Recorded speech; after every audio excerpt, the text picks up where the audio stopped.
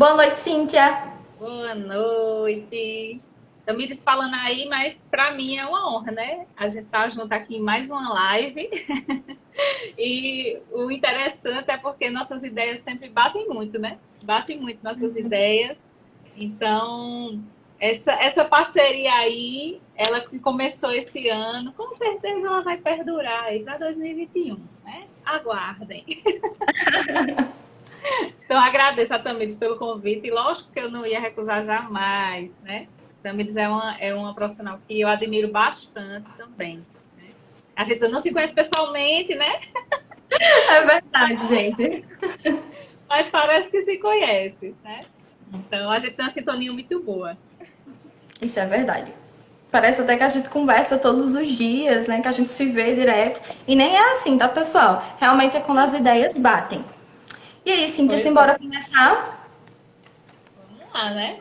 Vamos Vamos lá, lá? Então, começar. olha só, gente, o primeiro tópico que a gente separou para vocês foi falar sobre aprendizagem, certo? E aí, o que seria a aprendizagem? Então, olha só, para alguns teóricos, a aprendizagem ela é uma faculdade humana, certo? Isso quer dizer que nós, enquanto seres humanos, nós nascemos com essa habilidade de aprender. Nós estamos inseridos no mundo graças à aprendizagem, certo? E isso vai ser desde aprender a língua, aprender a se comunicar, aprender a comer, aprender a andar. Então, tudo na nossa vida é um processo de aprendizagem, certo? Então, mesmo que meus pais são analfabetos, nunca foram à escola, então eles aprenderam alguma coisa ao longo da vida? Claro que aprenderam, certo? Eles aprenderam outras habilidades, né? Não sendo a de leitura e escrita, mas isso não quer dizer que eles não sejam pessoas que estão aí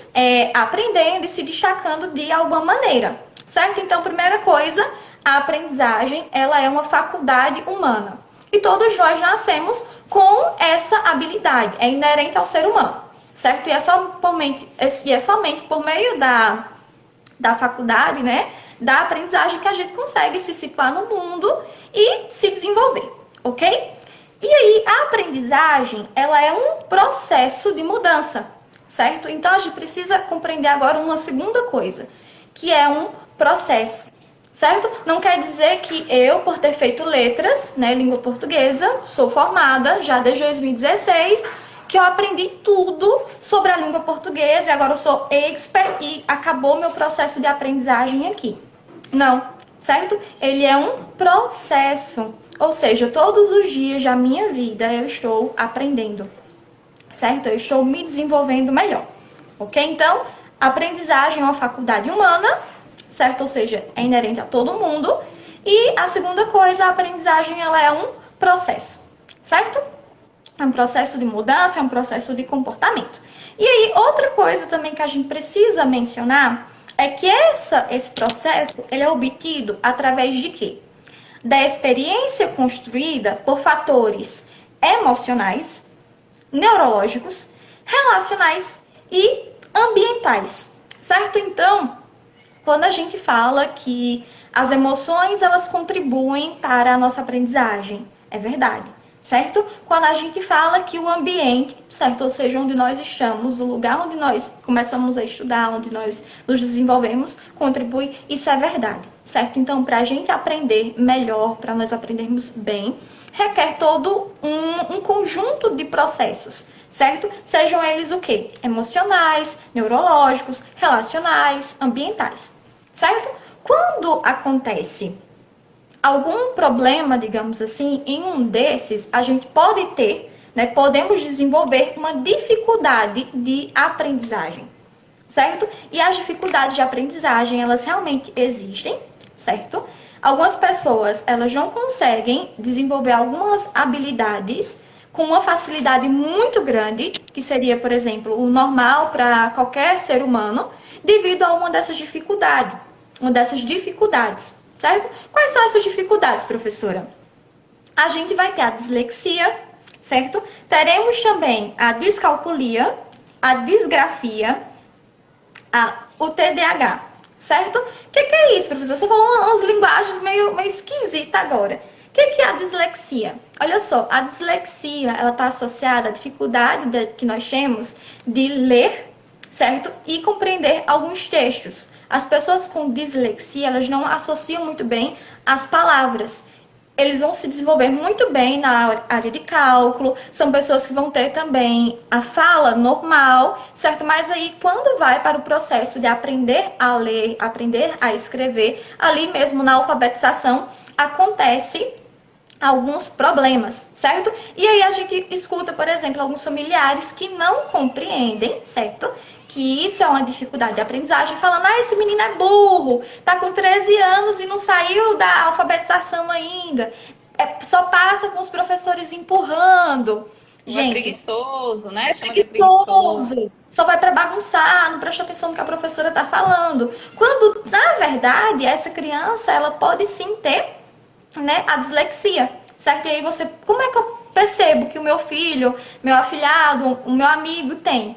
Essas pessoas geralmente são boas em cálculo, certo? Se você mandar aí no mercado comprar, fazer compras, vai fazer tranquilamente, vai reconhecer as embalagens, né, do produto, pela logomarca, pelas cores, mas não vai conseguir ler o que está escrito. Se você mostrar, por exemplo, do sabão Omo, a letra O e o M, ele não vai saber te dar o retorno de que letra é, certo? Isso daí está muito associado à dislexia, certo?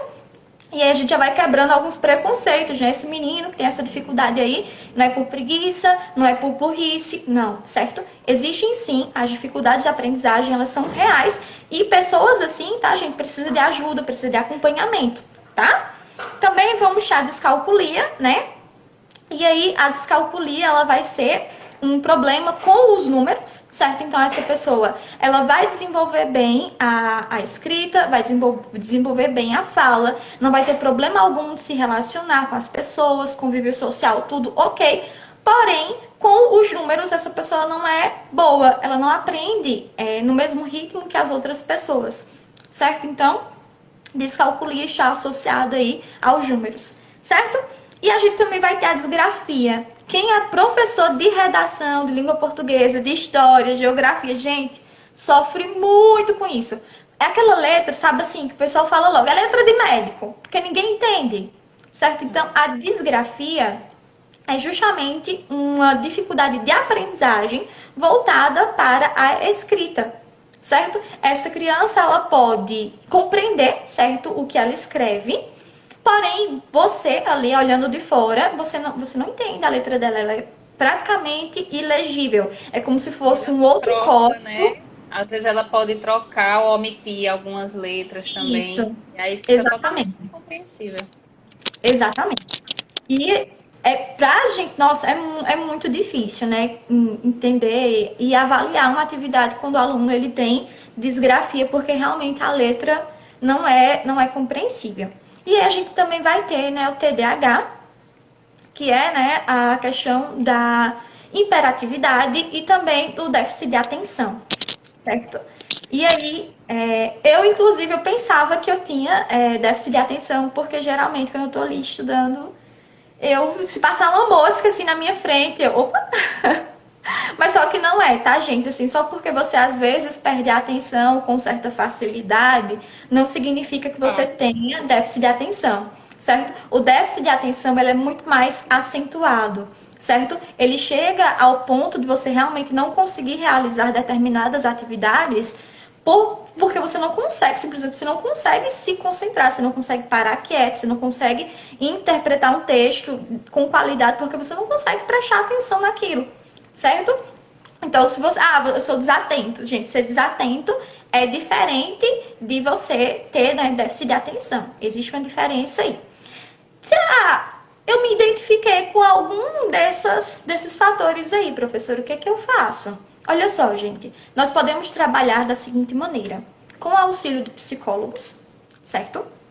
Também sempre trabalhar junto, né, com os psicopedagogos, que são pessoas que irão ali traçar estratégias de ensino específicas para você, certo? Essas pessoas, elas irão avaliar o seu quadro, vão descobrir se você realmente tem alguma deficiência, né, alguma dificuldade de aprendizagem. Vão também, se for necessário, pedir para que você passe, né, em outros profissionais, como o próprio psicólogo e às vezes até o psiquiatra, certo? Porque existem alguns casos... Neurologista também. Isso. Existem alguns casos, né, Cíntia, que são bem mais acentuados e a pessoa precisa, por exemplo, de alguma medicação, certo? Então, o psicopedagogo, ele vai traçar aí esse plano de ensino com você, certo? Esse plano de estudos, vai buscar metodologias para que você possa compreender melhor, certo? E, se for necessário, ele vai te encaminhar aí para outros profissionais, certo? Para que você possa ter realmente o acompanhamento e notar alguma evolução. E aí, gente, eu tenho vários alunos que passam, né, por esse processo. E aí a gente, enquanto professor, nós vemos nitidamente o antes e o depois dessas pessoas. Antes da criança ter algum acompanhamento, às vezes, inclusive, quando precisa medicar, a criança é uma em sala de aula, é desatenta. Porque, me diz, como é que a gente vai ter interesse em ficar numa sala ouvindo o professor falar algo que você simplesmente não entende? Algo que você tem uma dificuldade tremenda. Se, por exemplo, se a criança tem descalculia e eu, enquanto professora, estou ali só escrevendo no quadro um texto que vai ser lido posteriormente. Como é que essa criança vai ficar quieta, prestar atenção na aula, ter um bom rendimento, se ela simplesmente não entende o que está ali no quadro, se ela não acompanha? Então, é muito necessário que haja, sim, esse acompanhamento, certo? E as crianças realmente elas mudam. Inclusive, Renata está colocando aqui, né? Ó, o interessante seria identificar nas séries iniciais, né? Nas séries iniciais. Por isso, a grande importância do diálogo constante entre escola, professores e pais. Exatamente, Renata. Sim. E aí, né, como eu já falei, a gente tem aí o psicopedagogo, o psicólogo, o psiquiatra, muitas vezes também outros profissionais, e não descartamos a importância da família, né? E desse diálogo entre a família e os professores e a escola, né? Porque às vezes o professor percebe determinados comportamentos de um aluno e tenta entrar em contato com os pais, ou os pais vice-versa, né? Tenta entrar em contato com os professores para compreender por que a criança ela está tendo determinados comportamentos. E aí eu tô falando muito, né, de criança, de criança em séries iniciais, porque, como a Renata mencionou, é importante que seja feito bem nas séries iniciais. Porém, tem gente que chega à idade adulta e nunca diagnosticou, certo? Eu tenho um primo. Tu tem um primo? Eu tenho um primo que ele descobriu porque a esposa dele é psicopedagoga. E ele veio descobrir, depois dos 30 anos, foi que ele veio descobrir que ele tem TDAH. E aí, ele nunca tinha entendido, porque assim, ele sempre foi daquela pessoa, ele sempre foi muito inteligente, assim, pega muito fácil as coisas, mas ele nunca conseguiu se concentrar. Um exemplo, ele nunca conseguiu terminar a graduação. Por mais que ele gostasse, né? Eu acho que ele conseguiu agora, depois, né? Porque depois que ele descobriu o diagnóstico dele, que ela começou a trabalhar com ele também, né? Preparar materiais específicos. Então ficou mais fácil, mas ele só veio descobrir na vida adulta. Até porque, né, naquela época, né, na minha época para trás, era muito mais difícil, né? Nem se falava muito sobre isso. Exato, geralmente era culpa do aluno, né? Ou culpa do aluno, ou culpa do professor, né? Nada, não se buscava investigar realmente muitas coisas a fundo. E tem gente que nunca vai descobrir, porque às vezes não dá a importância necessária para isso, e tem gente que descobre na vida adulta. Né? Eu tenho alunos de concurso agora que estão se identificando com determinadas questões. Ah, professor, então é por isso que eu tenho essa dificuldade, é por isso que eu não consigo aprender o conteúdo da mesma forma que os meus colegas de turma.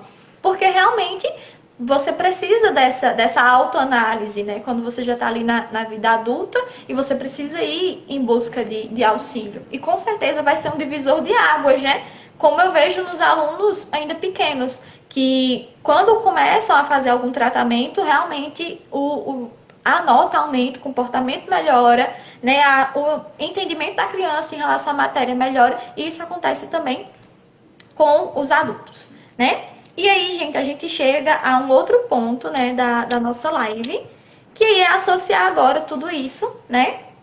A questão de como a organização, né, ela vai contribuir para que nós realmente empreguemos um esforço menor e que a gente consiga, de fato, aprender mais, certo? Aprender mais e empregar menos esforço, certo? E aí, só para fazer uma ponte aqui entre esses assuntos, eu lembrei de uma teoria, certo? Que é a teoria das janelas quebradas. Essa é uma teoria americana, certo? E foi uma experiência realizada no estado de Nova York, onde os pesquisadores eles analisaram dois bairros, certo? Um bairro muito conhecido pela pouca violência que havia lá, pelas pessoas que haviam lá, pelos índices baixíssimos, certo? De violência, de assaltos, e outro bairro conhecido pela violência, pelos assaltos, pelos roubos, os índices altíssimos. E aí, o que esses pesquisadores eles fizeram? Eles pegaram dois carros, certo? Em estados iguais, né, super conservados, e colocaram em ruas, né, desses bairros e abandonaram os carros lá. E o que aconteceu? Logo nas primeiras horas, no bairro que era com índice de violência altíssimo, o carro ele foi depedrado, ele foi roubado, levaram os pneus, levaram, assim, absolutamente tudo o que podia ser vendido foi levado, e o que não podia ser vendido foi quebrado. E já no bairro com os índices menores, né, com os índices mais tranquilos, quase zero, o carro passou lá muito tempo e as pessoas iam e vinham e o carro na mesma situação, intacto. E o que eles fizeram? Os próprios pesquisadores começaram a quebrar o carro. Quebraram as janelas e aí o que aconteceu? Logo em seguida, o carro que estava nesse bairro com índice menor, ele apareceu todo quebrado também. Levaram todas as peças que podiam ser vendidas, as peças que não podiam ser vendidas foram quebradas e o carro acabou parando, né, na mesma situação que o carro do bairro anterior.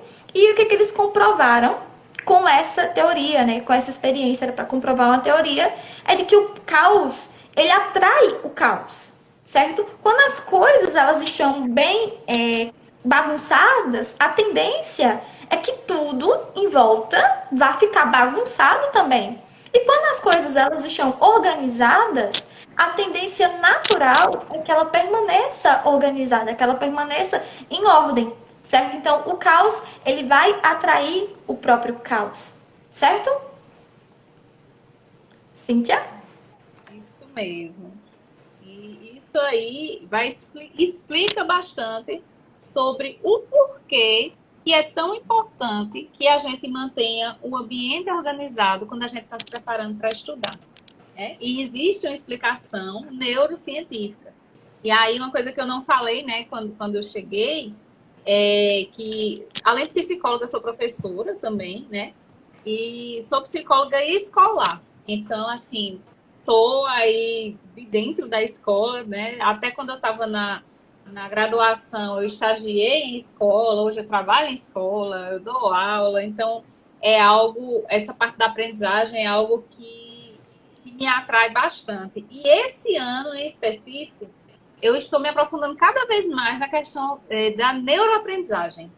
Então, assim, gente, quando eu me lembro o quanto que eu sofri na minha época de estudante, né, de nível fundamental e médio, porque a gente não é ensinado a aprender a aprender na realidade, né? Eu lembro que na minha época era tudo assim, decorar, né? Decorar. Eu até conversando com alguns professores, né, de História e Geografia, e eu disse, gente, eu não gostava de História, Geografia, porque para mim era tudo assim, eu decorava tudo, eu não levava aquilo para minha vida real. Eu achava que aquilo tudo só existia nos livros. Então, hoje, a gente já tem uma concepção muito diferente, né? Hoje a gente realmente aprende de uma forma muito mais fácil, de uma forma muito mais leve. Então, infelizmente, ainda existe aprendizados assim que parece um fardo, né? Estudar parece que é um fardo. Ai, meu Deus, tem que estudar. E olha que eu sempre gostei de estudar, viu? Sempre gostei de estudar. Mas, justamente por essas questões, né, de a gente não saber que existem formas de a gente aprender muito mais fácil, né? A forma como o nosso cérebro aprende e não como a gente acha que a gente deve. Então, quando fala da questão da organização, quando a gente organiza o ambiente para estudar, simplifica o trabalho do cérebro. Olha só que interessante. Por quê? Porque o cérebro da gente, ele precisa de uma previsão. Ele precisa de uma previsão. E aí, quando você tem o seu ambiente ali de estudo, não precisa ser algo muito magnífico, não. É o que eu sempre digo aos alunos.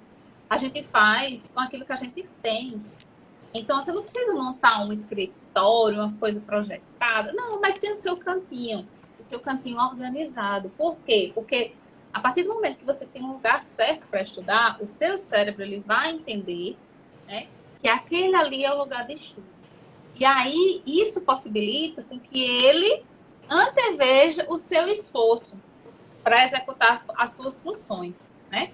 Então, assim, quando a gente precisa procurar algo no meio da bagunça, o nosso cérebro ele vai gastar um maior desempenho. E aí isso vai causar um maior cansaço e a queda no rendimento. Então, olha só, como coisas assim simples, que parecem ser simples, mas assim, são tão complexas, né? E ajudam nesse processo de aprendizagem. Por quê? Um ambiente organizado, ele vai transmitir tranquilidade e vai estimular o cérebro a liberar a serotonina. Então, olha só, parece mágica, mas não é ciência. Então, é por isso que eu sou apaixonada pela neurociência, né? Porque, assim, a questão do estudo do cérebro também é muito recente. Na época da gente, a gente não tinha acesso a essas informações. Esses estudos ainda estavam acontecendo, né? Então, hoje, com esses estudos, veio para ajudar bastante. E aí, eu quero trazer aqui algumas dicas de organização para esse momento de estudo, né?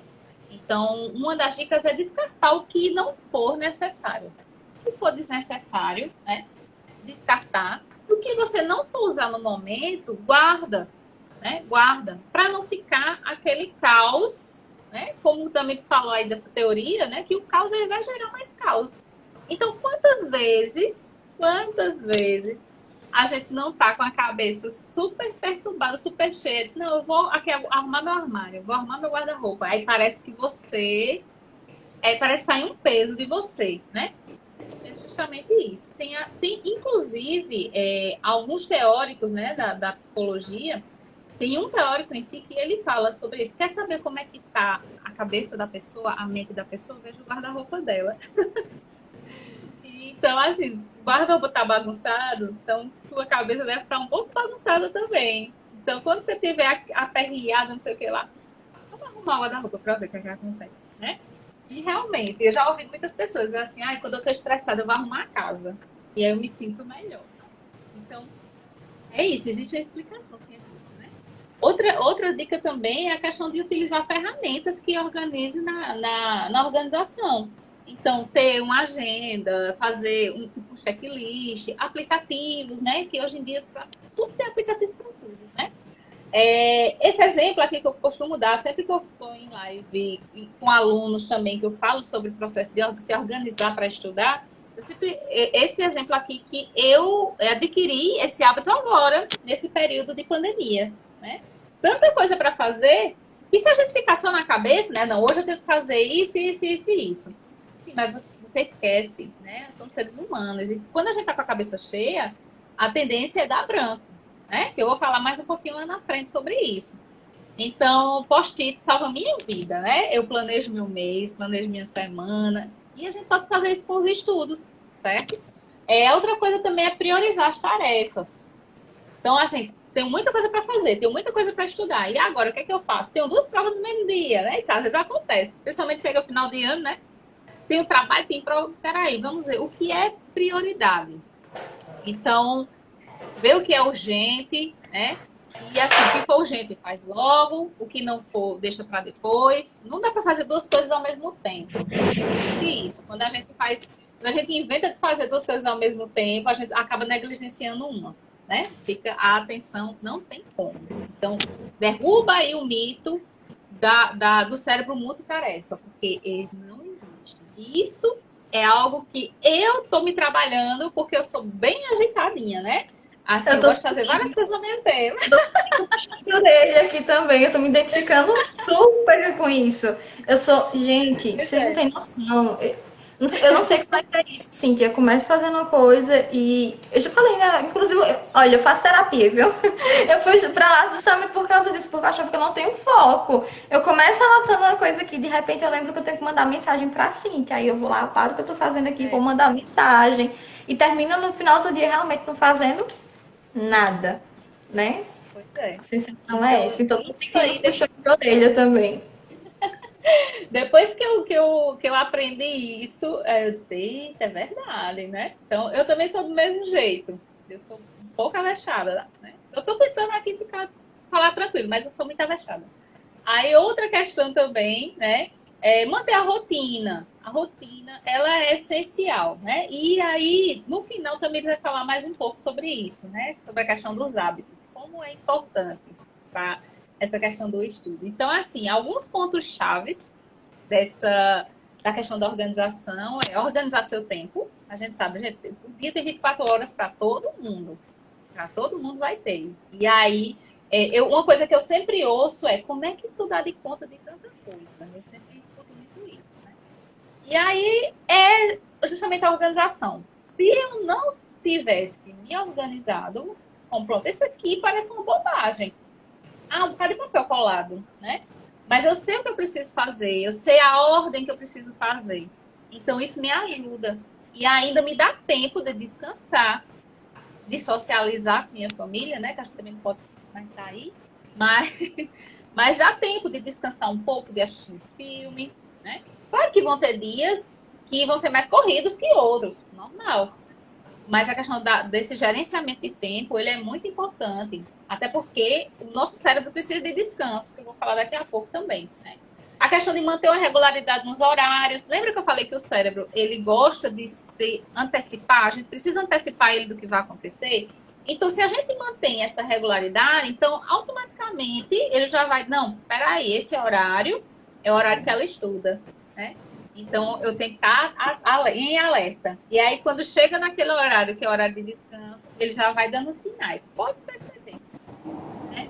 Outra questão, fazer, né, o calendário mensal, com os pontos que você quer estudar, que você precisa estudar todo dia. Ou também pode fazer semanal, do seu jeito, né? Lembrando que não existe receita de bolo pronto para todo mundo. A gente dá as dicas aqui.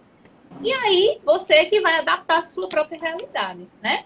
Outra questão, ter seus objetivos em mente. Quando a gente não sabe o que a gente quer, fica difícil, né? É igual aquela frase de Alice. Quando você não sabe qual caminho você quer ir, qualquer um vai... Quando você não sabe para onde você quer ir, qualquer caminho serve, né? Então, é muito importante a gente ter novos objetivos em mente. Então, fica muito mais fácil para a gente conseguir realmente atingir eles, né? Tentar não acumular atividades, é outra coisa também muito importante. E isso, o gerenciamento de tempo vai ajudar. Lógico, gente, que existe, a gente precisa dessa flexibilidade, porque imprevistos acontecem, né? E quando acontecer algum imprevisto, um exemplo, eu tenho um horário tal para estudar, tipo, segunda a sexta, eu estudo tantas horas por dia. Aí hoje aconteceu algum evento, algum imprevisto, né? Sei lá, e não deu para estudar. Eita, e agora? Amanhã eu vou ter que estudar o que eu estudei hoje, o que eu vou estudar amanhã? Não, calma.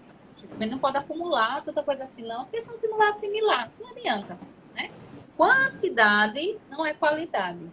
Então, mais vale você estudar, tirar 2 horinhas para estudar por dia, mas estudar de uma forma qualitativa, do que passar o dia todo estudando e não assimilar nada, né? Eu me lembro que há muitos anos atrás, eu estudando para concurso, né? E que, tipo, eu passava o dia inteiro enfiada dentro do quarto, o dia inteiro estudando. E não gerei resultado nenhum. E aí, depois que eu fui aprendendo algumas técnicas, né? E que eu nem imaginava, passei no meu primeiro concurso. Por quê? Por questão de técnica. Então, eu não estava mais passando o dia inteiro estudando. Né? Então, até porque eu nem tinha tempo nessa época que eu passei nesse outro concurso, eu já estava trabalhando manhã e de tarde, estudava só à noite. Então, olha só, quantidade não é qualidade. Isso aí é algo assim primordial, né? Outra questão também, a gente precisa de pausa durante o estudo, certo? Então, não adianta pegar, como eu falei, tipo, 2 horas seguidas, 3 horas seguidas. Não.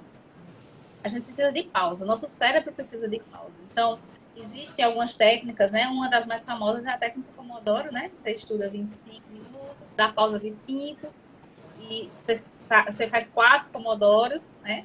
E depois descansa mais 15, um tempo maior, e depois volta novamente.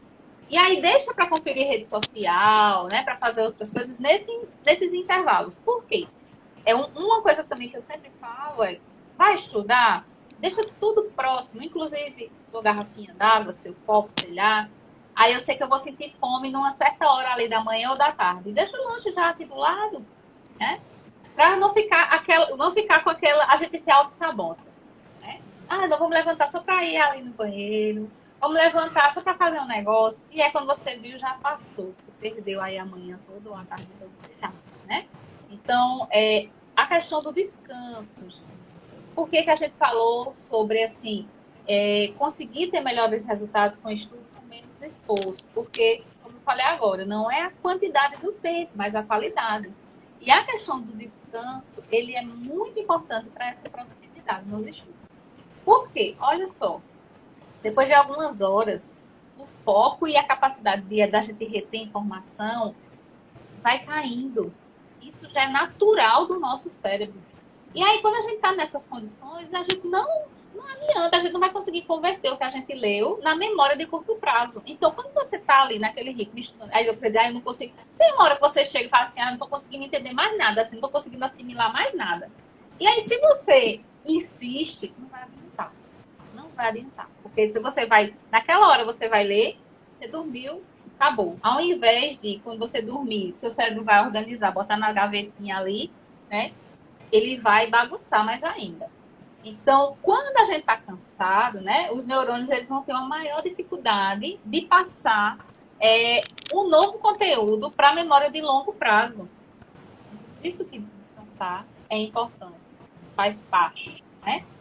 E aí, esses intervalos, eles vão permitir que novas informações sejam fixadas, para que você consiga retomar a sua concentração. Então, por isso que é importante essas pausas. Então, olha só, né? Então, esse processo de memória e aprendizagem, ele depende das reações químicas. E aí ele precisa também das condições certas para voltar a seu nível ótimo. Então, não é algo assim automático, não. Não é algo que a gente vai lá, domina, né? É algo neuroquímico. E aí, essa questão, tipo, uma rotina que você estuda horas a fio, não tira umas pausas entre o horário de estudo, né? Geralmente, costuma ser acompanhada, tipo, uma falta de repouso, má alimentação. A alimentação também é super importante para o processo de aprendizagem. E a atividade física também. Eu sempre bato nessa tecla, sempre. Porque é muito importante. Então, isso vai acabar desgastando sua saúde. E você vai acabar, nem aprende, né? Não consegue assimilar o conteúdo e ainda vai acabar com sua saúde. Aí, por isso que muitas vezes as pessoas falam assim, mas estudar é um saco, né? É muito cansativo, não aguento, não sei o quê. Porque se torna um fardo. Por quê? Porque a gente não está estudando certo. Né? A gente não está estudando certo. Esse é o pulo do gato. E aí tem gente que fala assim, por que fulano estuda pouco, não precisa estar enfiado com a cara no livro e consegue tirar uma nota boa, e eu não. Né? Vai ver? Olha aí, técnica. Né? Então, algumas recomendações alimentação regular, é muito importante. A gente não está estudando de estômago vazio, sem estar se hidratando. Nosso cérebro está gastando energia quando a gente está estudando. Eu não sei vocês, mas eu sinto uma sede absurda quando eu estou estudando ou trabalhando, porque meu trabalho, assim, quando eu passo muito tempo no computador, né, você gasta a mesma energia, né, quando está estudando. Eu sinto muita sede, então por isso eu já fico aqui com o meu copão aqui do lado, um copo d'água, já é certo. Então, a gente precisa, sim, porque, gente, corpo e mente estão juntos, tá? Não separa corpo e mente. Nós somos um só, né? Pelo menos de 2 em 2 horas, levanta, faz um alongamento, no meio dessas pausas aí, né? Faz um alongamento, a gente passa tanto tempo sentado estudando isso aqui, acaba ficando tenso. E aí fica mais cansada ainda, né? Questão de beber água, reservar um tempo para atividade física. da atividade física, não é para emagrecer não, tá? Nosso corpo precisa de movimento. E a atividade física, ela ajuda na questão da memória da concentração. É algo também, algo também que vem sendo muito estudado, certo? O autoconhecimento ele é fantástico.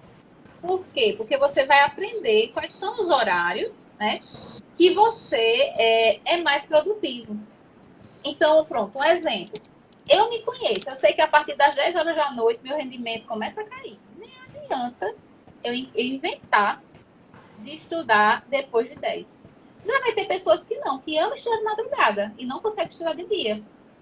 Lógico que, para a questão neuroquímica, o ideal é você estudar de dia e dormir de noite. Né? Pela questão da melatonina, o hormônio do sono e tudo mais. O sono também é essencial para a aprendizagem.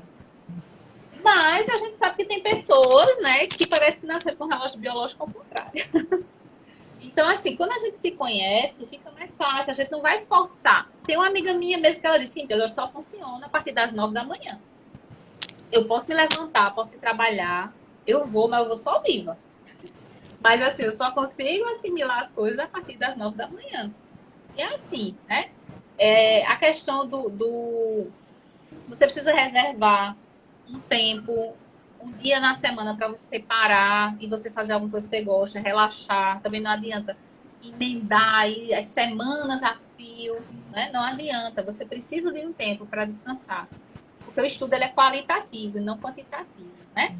E a gente precisa saber reconhecer os nossos limites e respeitar os nossos limites, certo?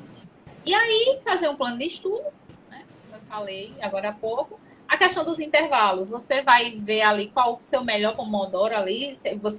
Existem pessoas que funcionam 25, estuda 25 para 5, existem pessoas que funcionam, estuda 40 para 10, ou estuda 50 para 10, né?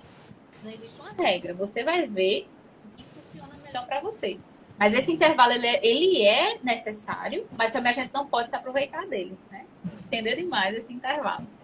E aí a questão de cuidar das emoções, também eles falou no começo, quais são os elementos que compõem a aprendizagem. E um desses elementos é justamente as emoções.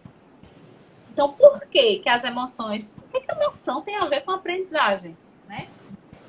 A motivação para a aprendizagem, ela vai passar pelas emoções. E tem uma partezinha, eu amo falar sobre isso, tem uma partezinha no cérebro da gente que se chama amígdala cerebral, não é sobre aqui da gente, né? Tem lá dentro do cérebro, lá no meio mesmo. E aí, essa amígdala, ela é responsável pelo processamento das emoções, mas ela também atua na área da cognição, da memória, da atenção e do raciocínio. Então, por isso, não existe separação entre a afetividade e a aprendizagem. Não existe. Tanto é que quanto mais a gente tem afeto pelo professor, a gente aprende melhor. Não é verdade? Quando a gente tem um desafeto, parece que aquela disciplina, meu Deus do céu, eu não aguento assistir essa aula, não sei o que, e não aprendo nada. Né? Aí, a resposta. Então, um clima emocional estável, ele vai auxiliar muito mais na questão da aprendizagem. E aí, a emoção e a atenção, elas duas vão permanecer assim, interligadas. Então, tanto é que quando a pessoa está muito ansiosa, muito nervosa, muito estressada, o branco vem. Tá? Logo aquele famoso branco, né? Eu sempre comento aqui a história de uma pessoa que eu já atendi, que ela vinha estudando, e sabia das respostas e não conseguia, responder. Ela respondia, marcava um gabarito errado, ou pensava, sabia certo e marcava errada, somente pela questão da ansiedade. E aí, quando a gente foi trabalhando nessa ansiedade nela, ela simplesmente passou em primeiro lugar. Essa é uma das histórias que mais me emociona, sabe? Assim, porque como é importante, né, a gente trabalhar as emoções em todos os sentidos da vida. Né? E aí, essa questão da organização, do comprometimento, do autoconhecimento, descobrir os seus horários que você se sente mais produtivo, né? A questão da concentração, gente, a gente vai desenvolvendo aí com a prática também. também vai entrar nessa questão do hábito, né? E aí, lembrar que uma coisa que eu gosto muito de falar, liberdade requer responsabilidade. Então, precisa da gente. A gente, infelizmente, no ensino mais tradicional, é assim, o professor fala, o aluno aprende e pronto. Mas hoje em dia não, né? Hoje em dia ainda bem que as coisas estão mudando mais esse processo. Então, assim, a gente aprende uns com os outros. E a gente que é professora, a gente sabe, né? O quanto que a gente aprende com os nossos alunos. Como o Tamires falou, né? A aprendizagem é um processo contínuo. A gente só vai deixar de aprender nem que a gente morrer. Somente. Só pode ser o expert maior do mundo, PhD, pós-doc, ou qualquer coisa. Mas a gente vai estar sempre aprendendo. E sempre tem algo para a gente aprender. Né? E aí, assim, mas a gente também tem que ter cuidado para a gente não ficar dependente só do outro. Tá dependendo do outro para aprender.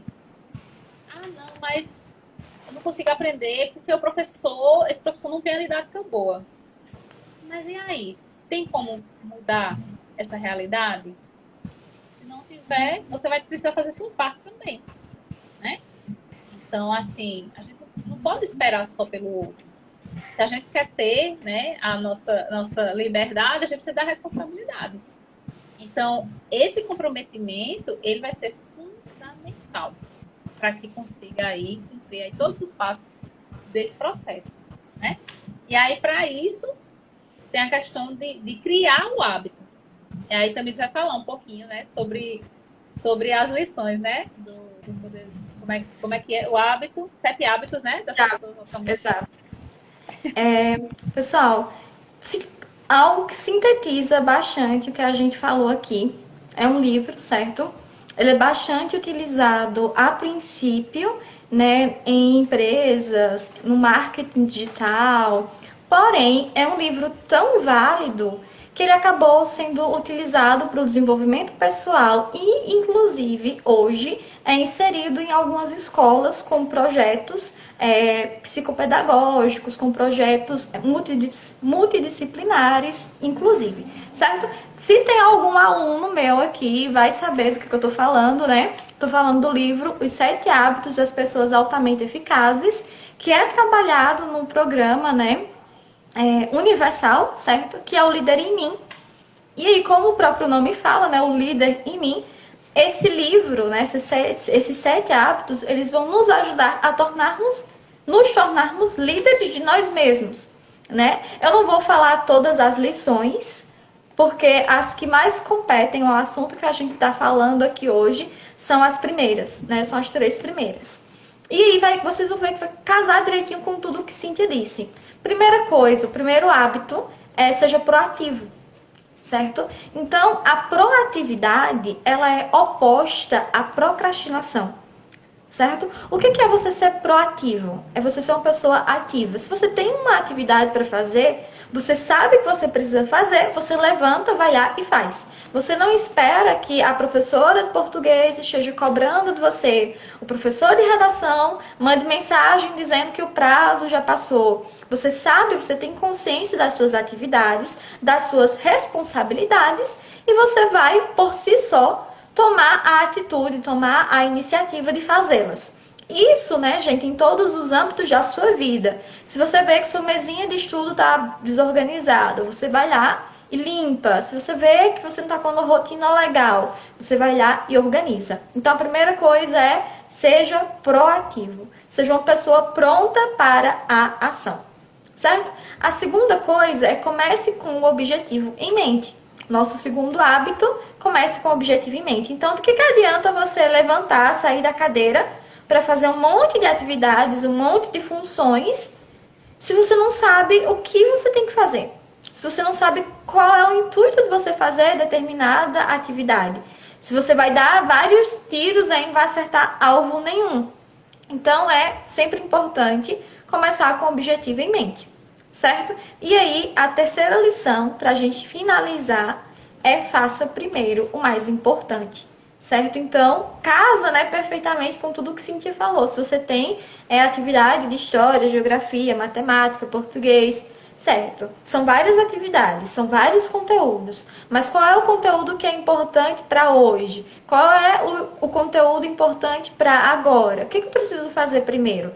Certo? Então, de nada vai adiantar você tomar a atitude de levantar, você ser uma pessoa ativa, se você não souber o que você vai fazer e se você não priorizar. Você vai terminar como eu, né, em alguns dias. Faz um monte de coisa, um monte de atividade, termina o dia exausta, mas no final não realizou nada, porque o mais importante não foi realizado, o mais importante não foi concluído, foi feito pela metade, você parou para fazer outra atividade. Então, foquem aí nesses 3 hábitos iniciais, né? E quem tiver um pouquinho de curiosidade para saber os outros 4, né? Busca aí, né? O nome do livro é Os 7 Hábitos das Pessoas Altamente Eficazes, e ele é indicado aí para próprio desenvolvimento pessoal, para o desenvolvimento de empresas, para os estudos. É um livro super válido, certo?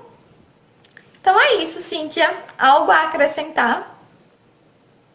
Tem muita coisa, né? Mas muita coisa que não caberia numa live só. Então, por isso que eu digo, né? Vamos aguardem cena dos próximos capítulos, né? Que para o ano tem várias surpresinhas, né? Porque Tamires aí nessa parte da psicopedagogia, né? E eu nessa parte da neuroaprendizagem. Então, preparem, que acho que a gente vai preparar mais algumas lives legais para vocês. Se vocês quiserem pedirem links, né? Então nós deixaremos aqui sim. Eu tô com muita coisa aqui na minha mente. Ideias temos, viu, gente? Ideias não faltam.